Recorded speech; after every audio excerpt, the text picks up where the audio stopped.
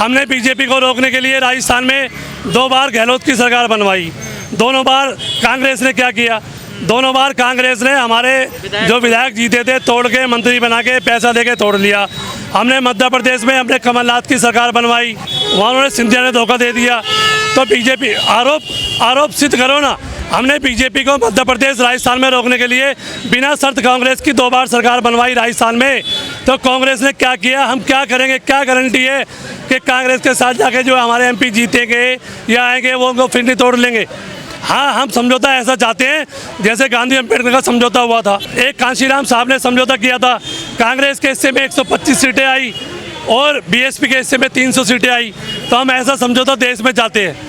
हम लोग national party हैं, हम लोग स्वतंत्र हैं। तो क्या चाहते हैं आप भी सम्मानजनक फैसला? हम लोग फैसला नहीं चाहते। फैसला किससे करेंगे? हम लोग अपने बहुजन समाज को तैयार कर रहे हैं। जो लोग महंगाई से, बेरोजगारी से, जातिवाद से, शोषण से पीड़ित से, आज नहीं तो कल बहुजन समाज जागेगा, अपनी गुलामी की जंजीरों को तोड़ेगा और वो अपनी बहुजन समाज पार्टी को चुनेगा। इस देश में जनतंत्र है, डेमोक्रेसी है, जमहूरियत है। इस देश में वोट से राज बनता है। जो नेगेटिव छवि बनाई जा रही है अभी मीडिया के द्वारा, उसको कैसे सुधारोगे आप? पूरे देश की जनता जान चुकी है कि गोदी मीडिया है, वो सुबह शाम तक मोदी मोदी योगी, हिंदू मुसलमान पाकिस्तान, उनका यही काम है। हमें उससे साहब काशीराम जी कहते थे हमें मनी मीडिया माफिया से दूर रहना चाहिए। जब बीएसपी पावर में आई थी या जब बीएसपी बनी थी तो क्या मीडिया हमारे साथ था? तो ऐसी मीडिया की चिंता बहुजन समाज पार्टी के सिपाही नहीं करते हैं। किसको फायदा होने वाला है? हमें फायदा, हम कहते हैं हमें फायदा होगा। बहुजन समाज के लोग जागेंगे और अपनी बेटियों को तोड़ेंगे और अपने मूवमेंट को समझेंगे, मूवमेंट से जुड़ेंगे और बहन जी के हाथों को मजबूत करेंगे। हम लोग आशावादी लोग हैं, हम लोग बाबा साहब के संविधान में विश्वास करने वाले लोग हैं। हम लोग तैयार होंगे। अपने समाज को, बहन जी का कहना है हमें आगे चलना है, अपने पैरों पर खड़े होकर चलना है। लालू यादव कह रहे हैं कि हमने बहन जी से कहा है नहीं है गठबंधन में आने के लिए। हम कब कह रहे हैं कि लालू यादव हमें बुलाए, कोई बुलाए? हम तो जाना ही नहीं चाहते। सवाल ही पैदा नहीं होता। क्रिश्चियानी बिल्ली खौवा नोचे। जब हम जाना ही नहीं चाहते तो हमें बुलाएगा कौन? तो गठबंधन में जाने से आपको क्या कोई दिक्कत? लालू जी को परेशानी ये हो रही है कि अभी आकाश आनंद जी बिहार में गए थे तो वहाँ कम से कम 50,000 लोगों का अति पिछड़ों का सम्मेलन हुआ। इसलिए लालू जी बोले, जब भी कोई बोलेगा और जब बोलेगा जब बीएसपी से परेशानी होगी। अगर 50,000 आदमी और वो भी पिछड़ा समाज के अगर आकाश आनंद जी के वहाँ पे नहीं होते तो लालू यादव के पेट में दर्द नहीं होता। कहा जा रहा समय अभी गठबंधन का चल रहा है, बीएसपी गठबंधन से दूर क्यों भागती है? कौन? ये सब मीडिया का प्रोपेगेंडा है। कोई समय नहीं चल रहा है। हम अपने समाज को जगाने लगे हैं। समाज जागेगा और वो बहन जी के हाथों में। एनडीए के पास 38 पार्टी है, इनके पास भी 28 और 2 30 हो गई है। देखिए वो पार्टी कोई आदमी क्षेत्रीय पार्टी है, किसी पे 1 सांसद है, किसी पे 2 सांसद है, किसी पे सांसद ही नहीं है, किसी पे। हमारे पास 10-10 सांसद तो हमारे पास लोकसभा में है और सबसे पास हमारे पास वोट है पूरे देश के अंदर। जम्मू कश्मीर से कन्याकुमारी तक, पांडिचेरी से लेह तक, लद्दाख तक बहुजन समाज पार्टी का हर स्टेट में हमारा। चौधरी साहब अभी स्थिति इतनी ठीक नहीं ना, बीएसपी जो अकेले चुनाव लड़ ले, अकेले सरकार। बीएसपी राष्ट्रीय पार्टी है, हम 543 सीट पे हाथी खड़ा करना चाहते हैं। तो हम किंग मेकर की भूमिका में जाना चाहते हैं। हम देखेंगे, हम लोग बैलेंस ऑफ पावर बनना चाहते हैं। हम चाहेंगे कि सरकार बने, लंगड़ी सरकार बने और जिसको टंगड़ी मार के हम लोग गिरा दें, जैसे अटल बिहारी। कितने सीटों की उम्मीद है आपको?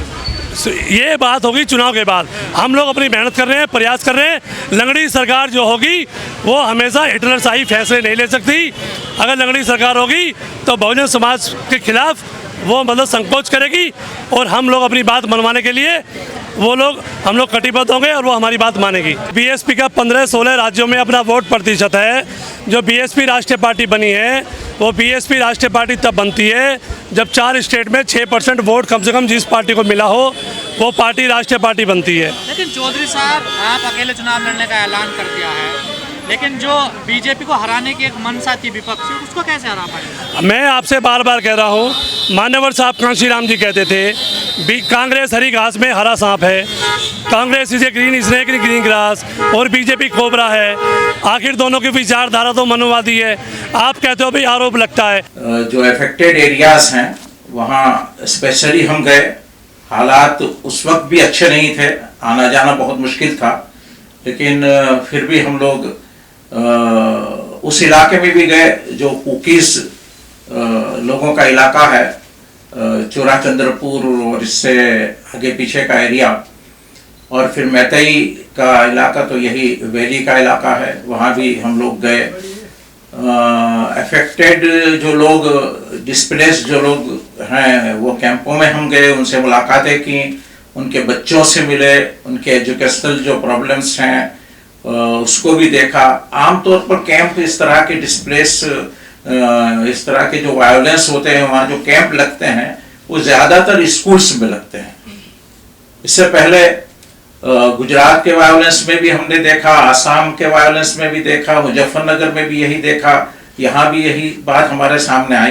तो स्कूल्स में जब ये कैंप्स लगते हैं तो इसके दो नुकसान होते हैं। एक तो बड़ा नुकसान तो होता है कि वहाँ पर जो लोकल बच्चे होते हैं जो उस स्कूल्स में पढ़ते हैं, उनकी पढ़ाई का मामला पूरा ख़राब हो जाता है। वहाँ लोकल होने के बावजूद भी स्कूल्स कैंप में जब तब्दील होती हैं तो स्कूल्स नहीं रहती हैं, और वो बच्चे जो डिस्प्लेस होकर आते हैं उनके एजुकेशन का, उनके तालीम का मामला भी बहुत ख़राब होता है। तो इसमें सबसे ज़्यादा इफेक्ट जिनको पहुंचती है वो एक तो इन बच्चों को पहुंचती है, और बाकी जो इफेक्ट पहुंचती है ज़्यादा वो यानी महिलाओं को पहुंचती है, ख़वातीन को पहुंचती है। एक ट्रॉमा होता है, एक मुसीबत उन पर जो नाजिल होती है वो देखी नहीं जा सकती है, और ये हमने वहाँ पर भी देखा और इसको बहुत ज़्यादा हमने फील किया। जैसे कि बताया गया कि तकरीबन 200 लोग मारे गए हैं, 65 से 70 हज़ार लोग डिस्प्लेस्ड हैं, और हमने ये महसूस किया कि एक स्टेट में 2 कंट्रीज हैं, यानी बिल्कुल बटा हुआ मामला देखा। कोई कुकीज मैतेई के इलाके में जाने की हिम्मत नहीं कर सकता है, कोई मैतेई कुकीज के इलाके में जाने की हिम्मत नहीं कर सकता है, और कुकीज का जो इलाका है वो ये जो मेनलैंड है, जो यानी वैली का जो इलाका है, इससे अलग है। वो पूरा यानी पहाड़ी इलाका है, और उनका यानी पूरा ताल्लुक जो है, वो संबंध जो है इस इलाके से, जिसमें इम्फाल भी है, टूट चुका है। यहाँ तक कि अब उनको खाने पीने की चीज़ें, अपनी ज़रूरत की चीज़ें, कैंप पे जो लोग हैं उनका नहीं, आम जिंदगी जो लोग बसर कर रहे हैं उनको भी अपनी ज़रूरत की चीज़ें अब मणिपुर से या इम्फाल की तरफ से वो नहीं ला सकते हैं, उनको ऐजवाल की तरफ जाना पड़ता है। बहुत दूर 200, 250, 300 किलोमीटर दूर से उनकी चीज़ें आ रही हैं, इस तरफ से कोई चीज़ नहीं पहुंचती है, सबको रोका जा रहा है। ये हमारी नज़रों के सामने भी हमने देखा है। तो ये एक बहुत विपरीत परिस्थिति है, ये आज से नहीं चली आ रही है, ये बहुत लंबे वक्त से यहाँ पर ये कॉन्फ्लिक्ट है। उस कॉन्फ्लिक्ट को गवर्नमेंट को बहुत जल्दी सुलझा देना चाहिए था, लेकिन पता नहीं गवर्नमेंट इस पर कुछ काम करती हो ऐसा लगता ही नहीं है, इसको सुलझाने की कोशिश नहीं हुई। कुकीज और इसके साथ साथ तकरीबन 30 ऐसी यानी ग्रुप्स या ऐसे यानी लोग हैं जिनका ताल्लुक ये आदिवासी प्रजा से है, वो उनको पहले से यानी कुछ सिक्योरिटीज मिली हुई हैं, कुछ प्रिविलेज मिले हुए हैं उनको, यानी क्या कहते हैं कि ये जो उनको अलग से जो मिलते हैं, ये सब उनको मिले हुए हैं। जबकि ये मैतेज जो हैं वो मैतेज लोगों को भी यानी ये इकोनॉमिकली और सोशली बैकवर्ड्स में उनको भी शामिल किया गया है। लेकिन कुकीज को और दूसरे लोगों को, नागास को, और उनको जो कुछ भी प्रिविलेज मिल रहे हैं वो इसके सामने कुकीज लोग ये समझते हैं कि ज़्यादातर उनको सब मिल रहा है, हमको कुछ नहीं मिल रहा है। और इसीलिए जो कॉन्फ्लिक्ट हुए इसमें ये रिजर्व जो वो होती है, इसमें उनको शुमार करना, ये एक बात चल रही थी। हाई कोर्ट ने भी इस पर कुछ अपना फैसला दिया, इसमें ये कॉन्फ्लिक्ट और ज़्यादा बढ़ गया। वैलीज में मैतेई रहते हैं, तकरीबन 55% आबादी मैतीस की है, और उनके पास जो लैंड है वो पूरा यानी मणिपुर के इलाके का 10% लैंड उनके पास है। और कुकीज और ये दूसरे जो यानी आदिवासी ग्रुप जहाँ रहते हैं वो तकरीबन बहुत बड़ी आबादी है, आबादी उनकी कम है लेकिन लैंड एरिया बहुत ज़्यादा है, और ये भी यहाँ वहाँ का एक बहुत बड़ा मसला है। तो इस तरह के बहुत सारी चीज़ें हैं। इस कॉन्फ्लिक्ट्स को वहाँ की गवर्नमेंट को, सेंट्रल गवर्नमेंट को इसको हल करना चाहिए, लेकिन इस तरफ भी जैसी तरह से हल करना चाहिए इस पर काम बहुत कम हो रहा है। जैसे बताया गया कि बहुत सारे यानी